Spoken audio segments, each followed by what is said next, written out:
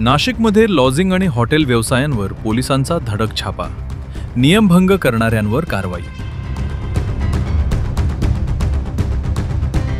नाशिक त्र्यंबकेश्वर महामार्गालगत असलेल्या हॉटेल आणि लॉजिंग व्यवसायांवर त्र्यंबकेश्वर पोलिसांनी अचानक धडक छापेमारी करत नियमांचे उल्लंघन करणाऱ्यांवर कारवाई केली आहे. या कारवाईमुळे परिसरातील हॉटेल आणि लॉजिंग चालकांमध्ये एकच खळबळ उडाली.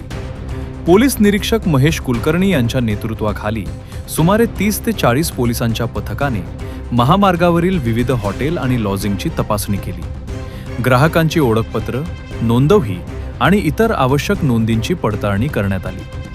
तपासणी दरम्यान काही ठिकाणी ग्राहकांची ओळखपत्र न घेणं तसेच नोंदवही अद्ययावत न ठेवणं अशा त्रुटी आढळून आल्या. या प्रकरणी संबंधित हॉटेल व लॉजिंग चालकांविरोधात BNS कलम 223 अंतर्गत कायदेशीर कारवाई करण्यात आली. नाशिक ग्रामीणचे पोलीस अधीक्षक डॉक्टर DS स्वामी यांच्या मार्गदर्शनाखाली ही मोहीम राबवण्यात आली असून आगामी काळातही अशाच धडक तपासण्या सुरू राहणार असल्याचे पोलिसांकडून स्पष्ट करण्यात आले आहे. 24 नाशिक एक्सप्रेस न्यूज, नाशिक.